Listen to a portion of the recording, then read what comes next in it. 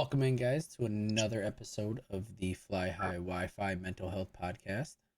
If you guys don't already follow us on all our socials, we do have a Facebook, we do have Twitter. If you guys would, we also are on the major platforms for the previous episodes, and we would love if you guys could support us in that way and go back and like the channel or even listen to the previous podcast. It would help us out a lot. It would help us get more recognition and reach more people. And the more people we can reach, that means the better this goes for all of us. Today, we have a couple topics that I personally think are very interesting. And then Alyssa brought another one into the equation that I didn't think I knew a whole lot about, but we are going to talk about brain stimulation therapy and also introvert and extrovert. So we're going to start with brain stimulation therapy since I ruined it already and talked about it prior to hitting record here. Good. So brain stimulation therapy is like a category of procedures in which electrodes or magnets are usually placed on the scalp, or they can even be inserted in the brain, that are used to treat some neurological disorders or even mental health disorders that don't respond successfully to commonly used therapies or medications. So these are used to treat things like epilepsy, or it even can be used to treat like mental health disorders that are kind of progressed past any type of other treatment that they have used.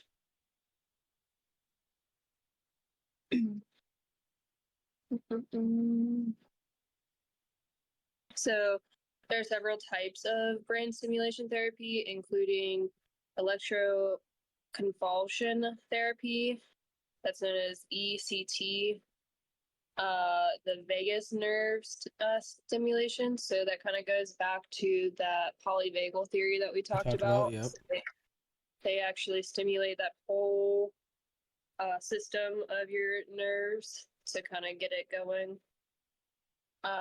Repetitive transcranial magnetic stimulation, and it's also known as TMS or RTMS.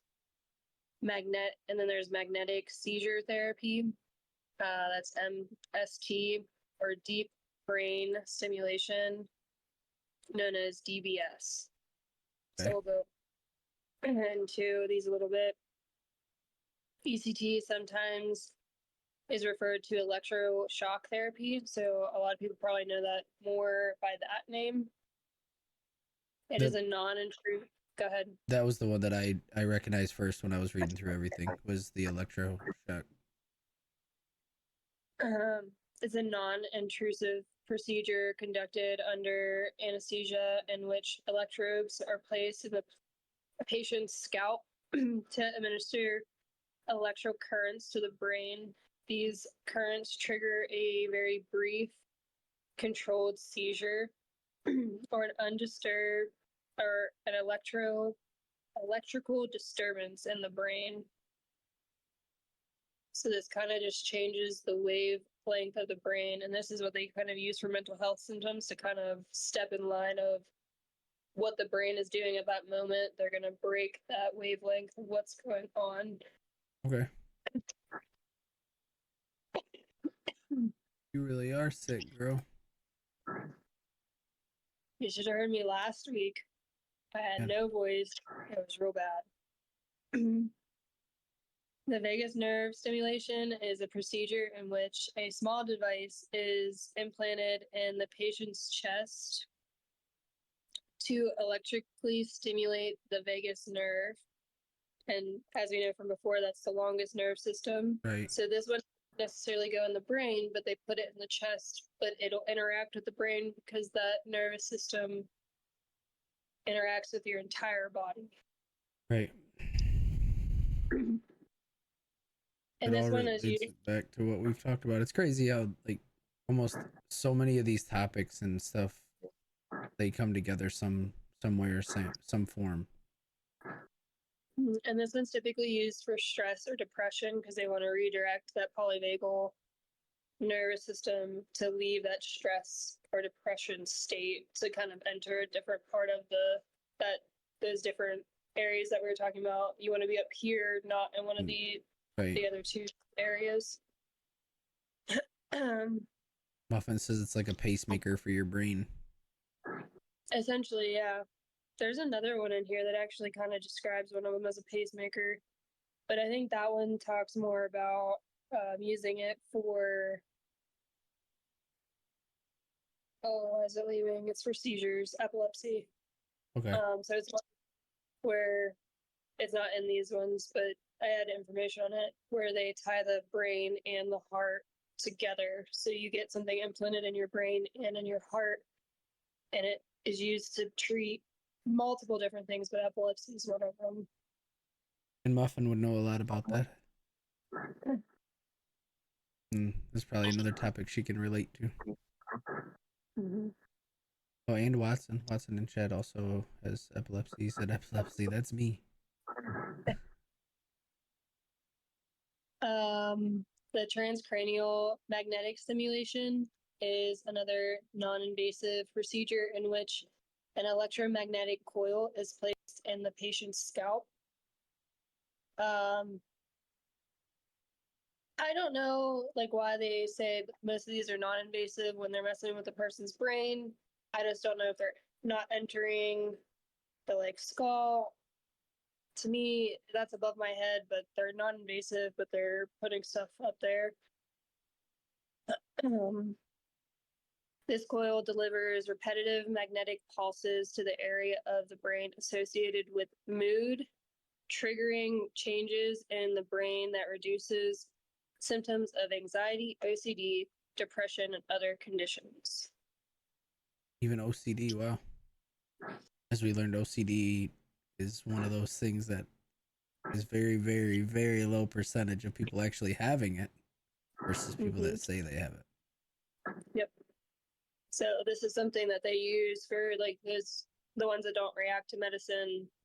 They will actually use something like this to kind of help, probably not take away their symptoms, but lessen the symptoms. Because I feel like if you're so far along that you can't use medicine for it, that this is probably something that will just kind of reduce, not take away. That again, I don't know, but I would assume that it's not going to take them away. Right. Magnetic seizure therapy is similar to the TMS in that it's a non-invasive procedure that in which magnetic pulses are delivered to the brain. However, it operates at a significantly higher frequency. Its treatment is aimed to induce a controlled seizure, so it's gonna pulse so much that it's kind of making the brain think it has a seizure to kind of redirect things. Okay. And then deep brain stimulation is a procedure in which electrodes are surgically implanted in the brain and connected to a small generator placed in the patient's chest. So I guess it is explained here. Okay. These electrodes then send controlled electrical pulses to specific areas of the brain associated with other disorders such as Parkinson's disease, OCD, epilepsy, and other major disorders. So they're now researching to not just do the mental health disorders, but the kind of help. Right. I was reading right here. It says that it was originally started for tremor and Parkinson's disease, and then they learned later on that it will now serve OCD under. Yep. So that one I thought was very interesting because you're not only like they're saying, you're not only interacting with the brain, but you also have something now in your chest where your heart is kind of bouncing back and forth. And it's not only helping with mental health disorders, you're also helping with Parkinson's disease, you're helping with epilepsy, and so many other things. There's like a whole list that I was reading where it was like stepping in to try to help. Okay.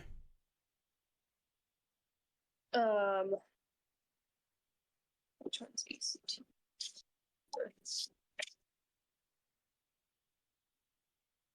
So the shockwave therapy is the oldest one and perhaps the best known, and that was the one that you were saying that you knew. It was first used back in the 1930s. Wow. That's Mm, crazy. That's almost yeah, 100 years ago. That's crazy to think that they had the technology to even do something like that back then. yeah. When you think about how little we actually know today, and that they were doing these type of procedures back then, It was all trial and error back then. Literally trial and error. Hey. um, today ECT and the TMS, so the transcranial magnetic stimulation, so the coil that does the magnetic pulses, are considered the most widely used brain stimulation therapies. Boom. And other approaches are considerably newer, and some do not yet have the research support or FDA approval yet.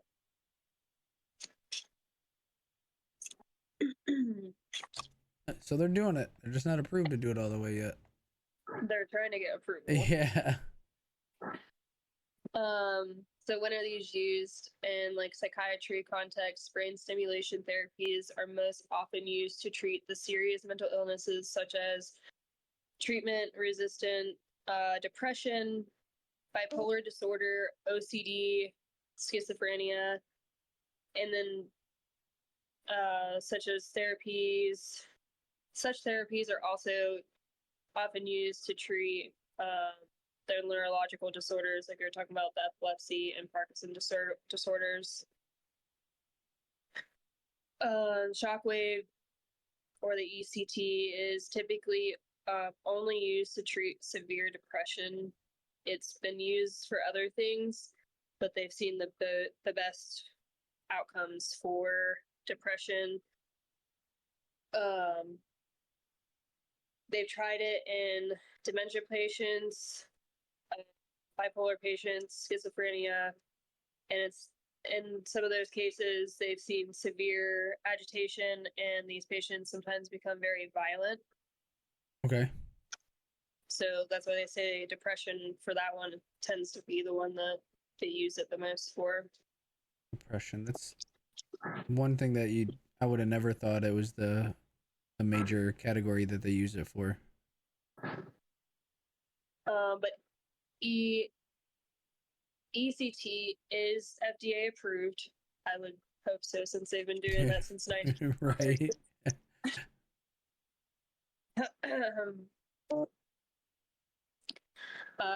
TMS is FDA approved.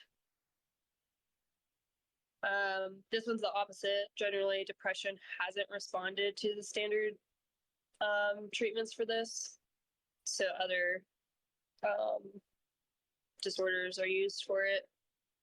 And they also say that people tend to have led to improved memory after this type of treatment.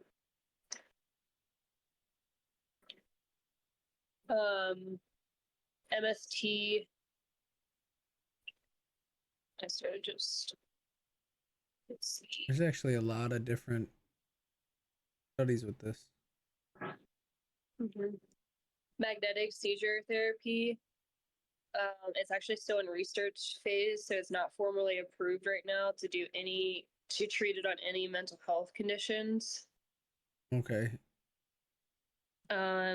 It's being investigated as a possible treatment for treatment-resistant depression, OCD, schizophrenia, bipolar, and other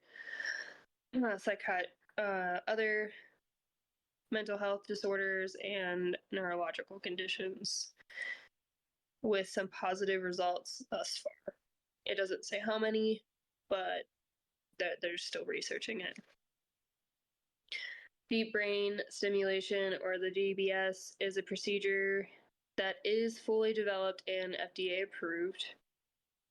That one they do use for Parkinson disease, and it's FDA approved to treat OCD, Yeah. epilepsy, and dysphoria. I've never heard of that one, so I'll have to. Take notes on that. What is it? It is in experimental stages for major depression, Tourette syndrome, and bipolar disorder, and they're having mixed results in that one. In those.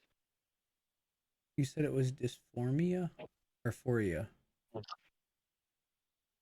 Dysphoria. Okay, dysphoria.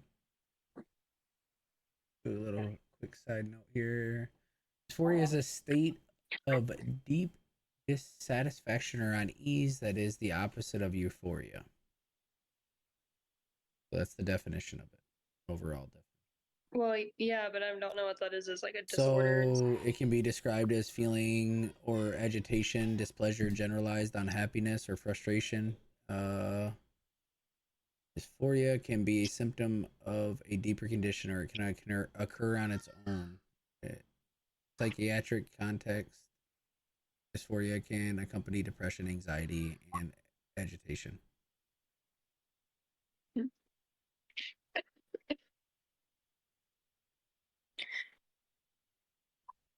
I don't know how to say it. It's also known as, you can type this in, Okay. MEIGE, say syndrome. Eigei. Which MEI what? MEIGE syndrome. Maybe I didn't spell it. My brain is really not. No, I added an extra E. Okay, so Mage syndrome, or a rare neurological disorder characterized by involuntary and often forceful contraction of the muscle or of the jaw. Involuntary muscle spasms and contraction of muscles around the eyes. Okay, let's see what it says. So bright. That was bright. Is a movement condition that causes frequent spasms of the eye, jaw, and tongue and the lower facial muscles. The spasms may feel like a stabbing sensation similar to an electric shock. It's a form of dystonia. Dystonia. Is a rare. I read that already. It lower face, jaw, tongue, eyes. Symptoms and causes: facial grimacing, frowning, thrusting your chin, involuntary chin jerks, usually while talking or eating, displaced jaw, jaw twitching, jaw pain, difficulty opening or closing your mouth, clenched mouth, grinding teeth. Which, all right. So symptoms that affect your eyes include frequent or uncontrolled blinking, eye pain, difficulty keeping your eyes open, dry eyes or sand in your eyes feeling. What triggers the symptoms for the this is bright lights, feeling tired, stress, wind, and air pollution. So those are interesting triggers for that. That's yeah. Like you can't avoid like any of those. No, bright lights, but not at all. Like times, stress is just a daily thing. Could be good stress, bad stress, every kind of stress. But And then you said wind and air pollution. yeah, wind, air pollution, and then feeling tired. But what are the complications of it? Headaches, difficulty seeing, unable to open eyes, malnutrition, and depression.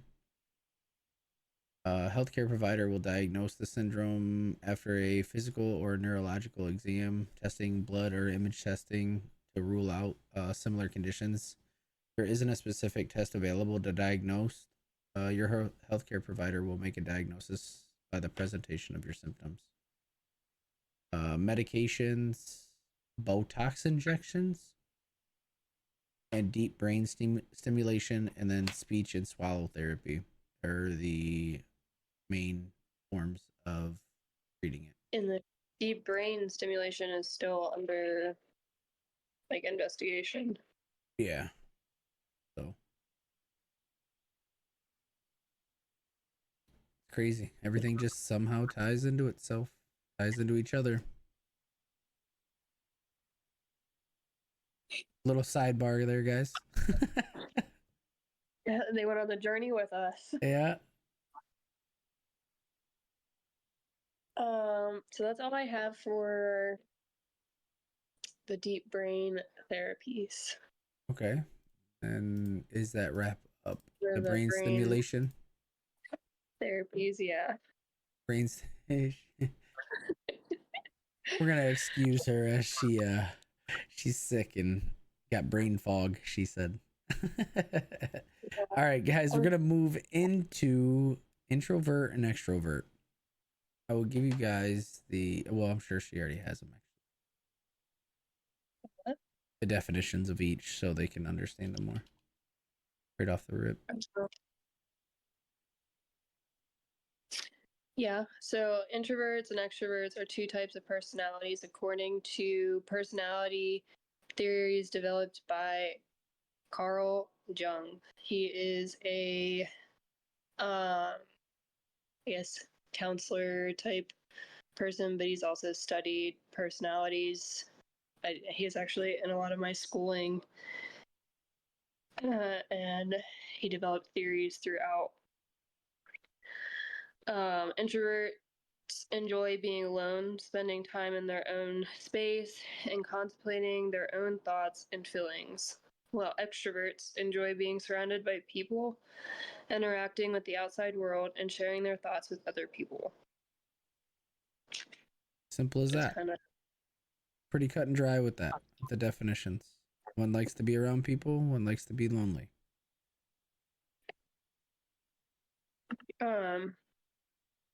So to go a little deeper into what is an extrovert, an extroverted personality is often described as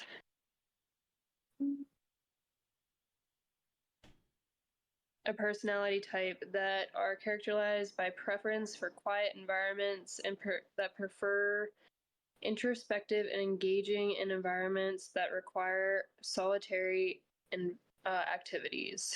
These solitary activities could require or include reading, creating, writing, and engaging in activities alone. Oftentimes, introverted personalities, social engagement may cause a feeling of having a drained social battery and would require solitary engagement to recharge their social battery. So introverts recharge their battery by being alone and away from a lot of people, and then extroverts, they recharge their battery by being around other people. So Mm-hmm. it says like that's a misconception that most introverts are shy and extroverts are outgoing, but they what's it say? Extroverts refer to how individuals gain energy. Introverts recharge by spending time alone, while extroverts gain energy from social interactions. Um, and then another misconception is that introverts dislike socializing and extroverts love it. In fact, introverts can enjoy socializing, but they may prefer smaller, more meaningful interactions, while extroverts, on the other hand, may thrive in large group settings. It's Yep. Also to note that introverts and extroverts exist on a spectrum, and individuals may exhibit qualities of both. So, qualities of both. This means that someone may not fit neatly into the category of introvert or extrovert. Overall, That's an yep, go ahead. that's an ambivert. That's an ambivert. Ambervert. Ambivert, yeah. Okay, It's actually three, so there is and three that's categories. three within the spectrum of both extrovert and introverts. Ambiverts often present in people with different parts of the two personalities. Good to know. Um, it's vital to understand that introverts and extroverts have different social behaviors and energy sources. By recognizing and respecting these differences, we can create a more inclusive and understanding environment for everyone. And that's from your man Jung.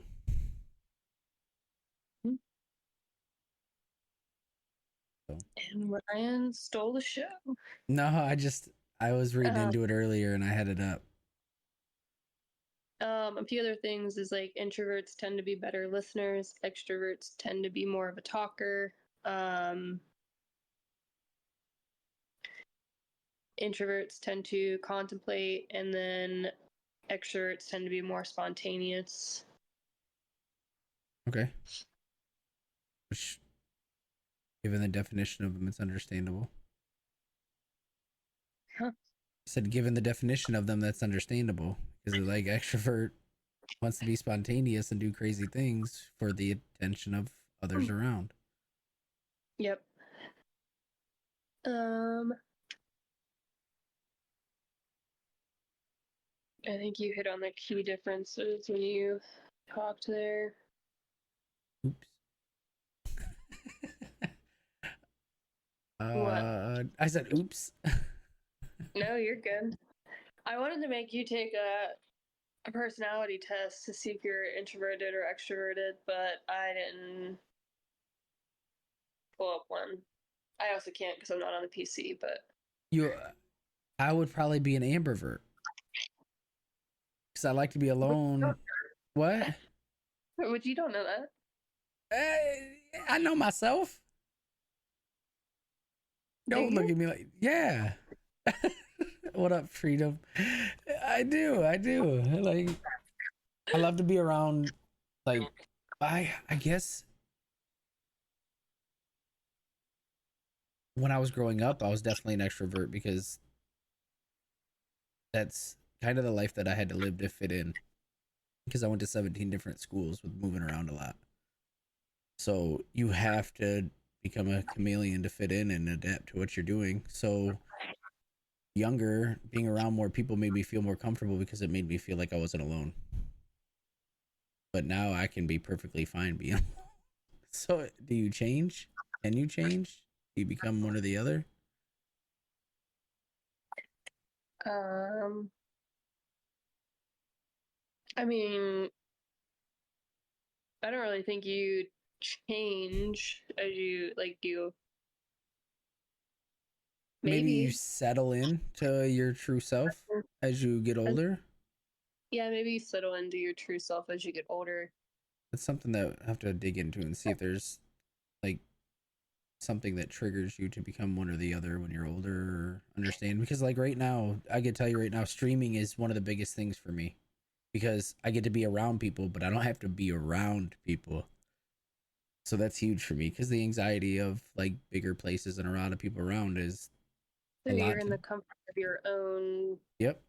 So when I go out in places, the anxiety, I this also stems from the military and the things that I've had to do and seen. So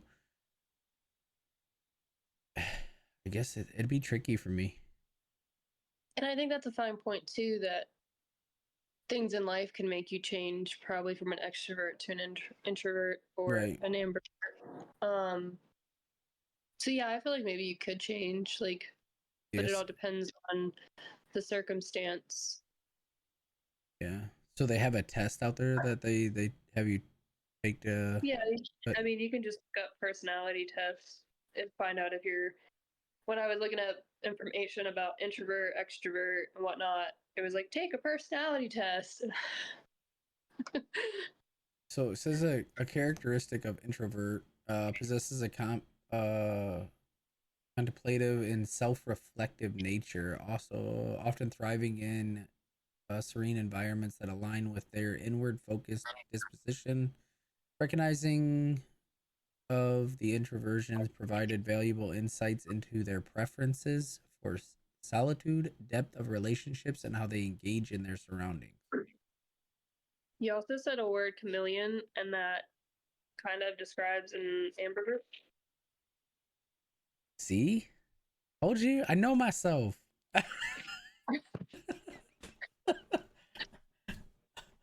I don't think ambivert is on an introvert extrovert test. Yeah. Can't tell me I don't know myself. No, You know yourself. I I can do. tell you. What's that? I said I can tell you it. Yeah. Um, but there's different things. Solitude for recharging. They require periods of solitude to rejuvenate and make Feel depleted by extensive socializing. I came home from work today and sat in my the wife bought like those rocking like lounger chairs, I guess you can call them, that like lean back and you can just sit there. I sat in the yard and just was chilling for like an hour. Didn't even think about nothing else, just relaxed. Till I got on here. That was nice. Yeah. All Yeah, right. What I do feel you think like you are? I feel like I'm definitely an ambivert. I don't actually. I might honestly be an introvert. I don't. Yeah, there's things that make me think of myself as an introvert, but I don't need to go I feel out and do crazy things anymore. Like we're going to Midwest Fest June 7th through the 9th. It's a big gaming convention thing. And I know my anxiety is going to be high, but I'll be in the comforts of like friends and then I'll have the wife and kids there and it's going to be an experience that I can't skip out on because my anxiety. I feel like what I do for work makes me an extrovert because I have to talk to people. I have to like I'm always socializing with people, but then when I come home, You just want they're to always like, chill. "Why are you?" Yeah, I'm just like, "I want to go home."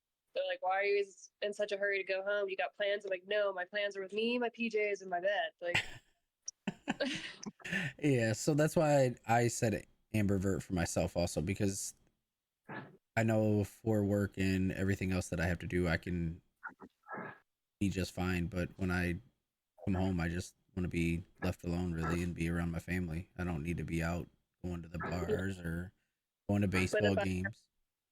if I'm gonna hang out with people, I'm gonna hang out with like my group of people. Like, Absolutely. So, I'd probably lean more to introvert. I mean, like I can talk to people if I have to, but I feel like work's kind of put me in that position to be able to talk to people randomly. Like I'm not shy necessarily, yeah, but if I'm definitely not shy. I'll tell you that. But yeah, I'm not shy, but if I don't have to talk to people, then I'm not going to. absolutely, I could walk by everybody and just go on my own if I don't have to talk to them. So, That's a hard one. Maybe I don't know. I'm not an extrovert. Maybe I'm an ambivert, but I'm leaning towards that introvert type of. yeah, I'd be curious to take one of these tests to see what it says. But if ambivert's not on there, then what the heck are we doing? Yeah, that's when you said the ambivert and chameleon makes sense though. I feel like I used to try to be like the chameleon. Like I used to be more chameleon, but now even I'm like, nah, I'm gonna go over here. Yep. I don't as I like I said as you get older and you start to learn more about yourself and your true self, do you change from what you were when you were younger? Or is it something that they classify you as the whole time you breathing? So that's something we'll I have to guess. look into. I don't know how I'll What do find people it, but they are? what's that? What do people in chat think they are? Chat, what do we think we are? What do you guys think you guys are? Introvert, extrovert, ambivert after hearing what we talked about?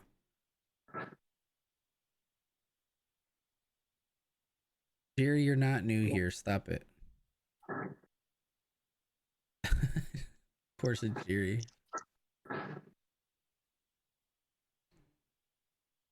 Let's see what we got coming in. I know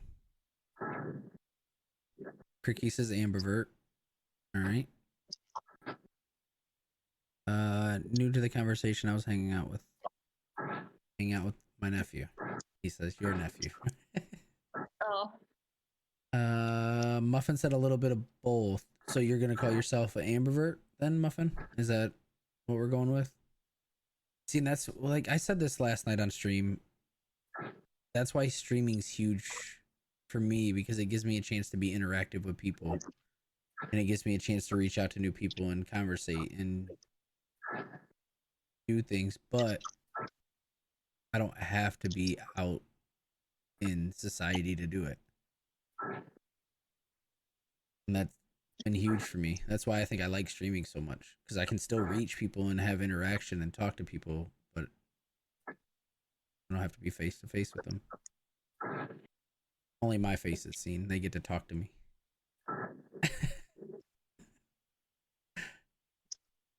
So, Muffin said yes, ambivert. All right, cool. Yeah, I would say there's a lot of people probably. I wish there was a percentage of what they classify most people as when You they got do the a studies. What's that? you got a computer in front of you. Oh my goodness. Let me Google it, chap. How's the puppies? They're good. They're probably getting into something they're not supposed to right now. Well, yeah, that's what they do. All right. Intro. They're shedding really bad too. They're what? Shedding really bad? Yeah, I bathed all 5 of them last Saturday. Oof. You are crazy.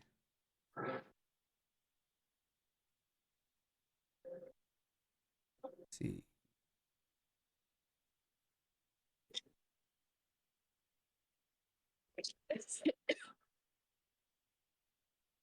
This, statistically, a larger portion of the US population is introverted. The original randomized Myers Briggs type indicator, so Myers Briggs must be the personality test. Ooh, I wonder. So I feel like you actually can probably change because in school they talked about how COVID kind of transitioned people to be more introverted. Oh, true, So you true. can't change. See? Yeah. Okay, so the indicator sample showed that 50.7 of Americans are introverts and extroverts make up the remainder, which is 49.3% of the population. So they're not even considering ambivert in any of this. So that test probably doesn't. Yeah. Let's see what it says. For women are more extroverted than men, which I can see that. I can see that. No, I don't want to read your ad. I want to read what I'm looking at. Determined that 52.5% of women were extroverted, opposed to the 45.9% of extroverted men. So it's what, 7% difference between men and women. Introverts made up 54.1% of the male population, and then the 47.5% for female. Most people tend to be ambiverts. So the next paragraph says this specifically. Most people tend to be ambiverts or somewhere in between introvert and extroverts. A study conducted by the American Trends Panel found that 77% of people fall somewhere between the two extreme personalities. 12% were very extroverted and 5% were very introverted. And then 6% didn't indicate a response. Let's see if it gives anything about So changing. it's normal to be an ambivert. It's Yeah, normal so to. 77%. That's three-quarters Funny of the that population. before doing this, like we didn't even know about an ambivert. Now we're being told it's normal to be an ambivert. Versus introvert or extrovert. Right, that's correct. That's why research is very valuable. And we're learning as we go. Never stop learning, people. Never stop learning. All right, you guys got any questions on either of the topics, the brain stimulation therapy or the verts, all three of them? Since they're only classified as two, but yet 77% of people are ambivert. That's why aren't we talking about that mainly then? Right? Shouldn't that be the main focus? Like ambiverts, and then if you're not an ambivert, you're one of these two. Not you're one of these two with the possibility of being this one. Make it make sense. You can't. All right. Does it podcast tonight? What are we talking about? Killer, we're done now. We are talking about brain stimulation therapy and introvert, extrovert, and ambivert.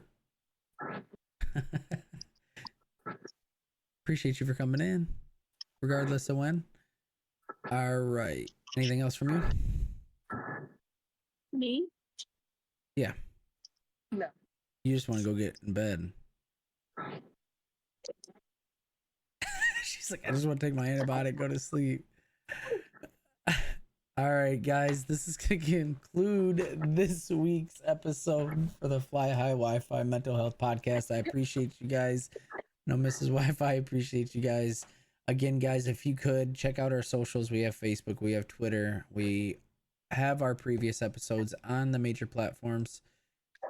If you guys could go take a listen, go listen to them and like them and share them with other people so we can reach more and more people daily. Because mental health is something that needs to be talked about everywhere. It's not talked about enough, and that's why we do what we do, to try to raise more awareness for it and keep learning ourselves every day. I've learned a lot since we started this, so all right, on behalf of myself, Mrs. Wi-Fi, Fly High Wi-Fi, thank you for coming in, and I hope you guys have a great night. Bye.